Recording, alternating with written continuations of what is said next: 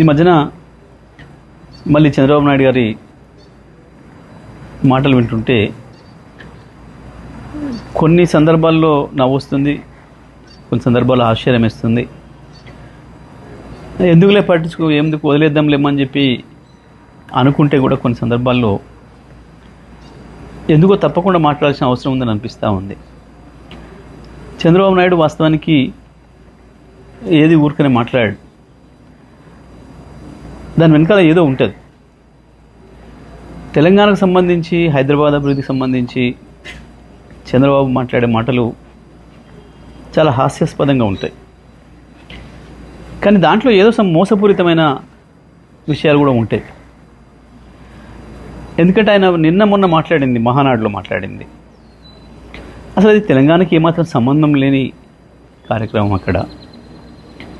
కానీ అక్కడ మళ్ళీ నిన్న మాట్లాడుతూ ఇవాళ భారతదేశంలో తెలంగాణ తలసరి ఆదాయం నెంబర్ 1 ఉంది, కానీ దానికి కారణం నేనే అని మాట్లాడడం, పదే పదే హైదరాబాదు నేనే అభివృద్ధి చేసిన. సరే, ఇవి చెత్త మాటలు లేని కొట్టేద్దామని అనిపిస్తుంది. కానీ ఒక అబద్ధాన్ని 100 సార్లు చెప్తే నిజమని నమ్ముతారు అని ఏదైతే మనం గోబెల్స్ సిద్ధాంతం గురించి వెళ్ళి మాట్లాడుకుంటున్నామో, గోబెల్స్ కూడా సిగ్గుపడే పద్ధతిలో ఉంటాయి చంద్రబాబు నాయుడు గారి పనులు, మాటలు. వాస్తవానికి చంద్రబాబు నాయుడు గారు సమైక్య ఆంధ్రప్రదేశ్లో పరిపాలన చేసిండ్రు. వారు మొత్తం కలిపి చేసింది 9 సంవత్సరాలు.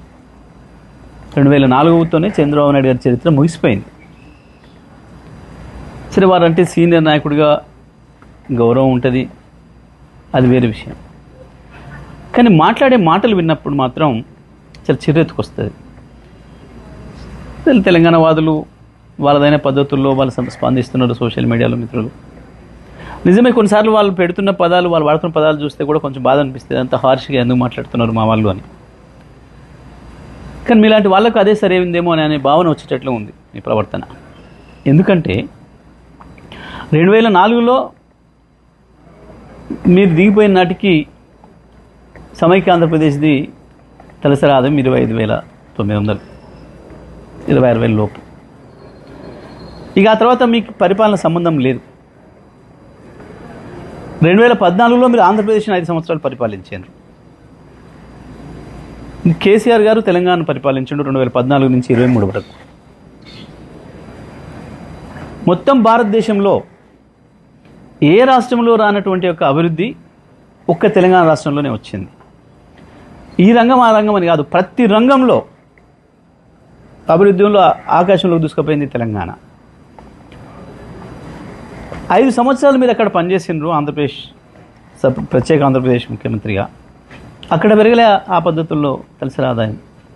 ఒక తెలంగాణనే సమైక్య ఆంధ్రప్రదేశ్ నుంచి విడిపడ్డ నాడు కేవలం 1,12,000 తలసరి ఆదాయం ఉంటే ఇవాళ 3,60,60,000 వచ్చింది, 3,70,000 వచ్చింది దాదాపు. ఇవాళకి కూడా నీ ఆంధ్రప్రదేశ్ తలసరి ఆదాయం 2.5 లక్షలే. చంద్రబాబు నాయుడు గారు దీనికి సమాధానం చెప్పాలి. మీరు నిజంగా మీ పరిపాలన అంత గొప్పదే అయితే ఎందుకు మీరు ప్రత్యేకంగా పరిపాలించిన ఆంధ్రప్రదేశ్లో తలసరి ఆదాయాన్ని అభివృద్ధి చేయలేకపోయారు? ఆంధ్రప్రదేశ్ మీద మీకు ప్రేమ లేక కన్నా ఎందుకు లేదు 4 రోజులు ఉండి వాడుకొని పారేసే రాష్ట్రం కదా, మళ్ళీ ఎట్లాగా హైదరాబాద్లోనే వచ్చి డెవలప్ అయ్యి హైదరాబాద్లో కదా ఉండేది అన్న భావనతోనే ఏమనుకోవాలి మిమ్మల్ని? భారతదేశంలో మిగతా ఏ రాష్ట్రంలో కూడా మోడీ గారి డబుల్ ఇంజన్ రాష్ట్రాలు 25 ఏళ్ళుగా మోడీ గారి పరిపాలనలో ఉన్న గుజరాత్తో సహా, ఉత్తరప్రదేశ్, మధ్యప్రదేశ్, రాజస్థాన్తో సహా ఏ రాష్ట్రము పోటీ పడలేదు తెలంగాణతో. నువ్వు కూడా పోటీ పడలేదు. ఒక్క తెలంగాణ మాత్రమే కేసీఆర్ నాయకత్వంలో ఉంది కాబట్టి ఆ అభివృద్ధి జరిగింది. ఇది ఇంత స్పష్టంగా కనబడుతుంది, వాస్తవం ఇది. కానీ దీన్ని కూడా నేను మసిపూసి మారేడుకాయ చేస్తా, నాకు కొంత డబ్బా పత్రికలు ఉన్నాయి కాబట్టి నేను రాయించుకుంటా అని అనుకుంటే ప్రజలు నవ్వుకుంటారు. బాబు గారు, ఇప్పటికైనా ఇటువంటి మాట్లాడడం మానేయండి. మీ రాష్ట్రం మీద మీరు దృష్టి పెట్టుకోండి, అది వేరే విషయం. మీరు ఏం చేసుకుంటారు అక్కడ. నిజమే, మీ మీద ఇంకో విమర్శ కూడా ఉంది. హైదరాబాద్ను ఇంత డెవలప్ చేసినా, నేను అభివృద్ధి చేసినా అన్న మీకు 5 సంవత్సరాలు ఆంధ్రప్రదేశ్ ప్రజలు అవకాశం ఇస్తే ఎందుకు ఒక్క సెక్రటేరియట్ బంగ్లా కట్టుకోలేకపోయినావు? ఏంటిది కారణం చెప్పండి. మోడీ గారి సపోర్ట్ ఉంది నీకు, వారే వచ్చి శంకుస్థాపన చేసిండ్రు. పక్క రాష్ట్రం కదా బాగుపడాలని కేసీఆర్ గారు కూడా వచ్చి మీకు ఆశీర్వాదం ఇచ్చి వచ్చిండ్రు. ఎందుకు కట్టుకోలేకపోయాను? గది తెలియదు. కానీ నేను హైదరాబాద్ను బాగు చేసిన, తెలంగాణ తలసరి ఆదాయం పెంచిన, ముందు ఆంధ్రప్రదేశ్ ప్రజలు ఆశ్రయించుకుంటారు మీ మాటల్ని. దయచేసి ఇప్పటికైనా చంద్రబాబు గారు ఇట్లాంటి మాట్లాడడం మానుకొని వాస్తవాలను ఒప్పుకుంటే మంచిది. కేవలం కేసీఆర్ వల్ల మాత్రమే తెలంగాణ తలసరి ఆదాయం పెరిగిందనేది వాస్తవం. హైదరాబాద్ అభివృద్ధి ఏ ఒక్కరో నేను చేసినానంటే తెలివితక్కువతనం. హైదరాబాద్ అభివృద్ధిలో కేటీఆర్ల కాంట్రిబ్యూషన్ ఎక్కువ ఉంటుంది. కానీ ఎప్పుడు చెప్పుకోలేదు గొప్పలు మేము. ఎందుకంటే హైదరాబాద్ వందల సంవత్సరాలుగా పెరుగుతూ వచ్చిన రాష్ట్రం. ఇక్కడ ఉండే లివబుల్ కండిషన్స్ అవి నిర్ణయిస్తాయి ఒక ప్రాంతం యొక్క అభివృద్ధిని. కానీ నువ్వు లేని దాన్ని గొప్పలు చెప్పుకొని అక్కడ ఏందో చేస్తా అని చెప్పి ఏందో చూయించి, ఏదో ఆంధ్రప్రదేశ్ ప్రజలకి ఏదో చూయించి ఏదో చేసి అసలు మీ కేర్ ఆఫ్ అడ్రస్సే లేకుండా చేసుకుంది మీరు. మీ గొప్ప విజన్ ఇప్పటికీ ఆంధ్రప్రదేశ్ ప్రజలకు అడ్రస్ లేకుండా చేసింది. దయచేసి మా జోలికి రాకుండ్రి. ఎందుకంటే మీ రాష్ట్రం విషయాలు మేము పట్టించుకోవటం లేదు.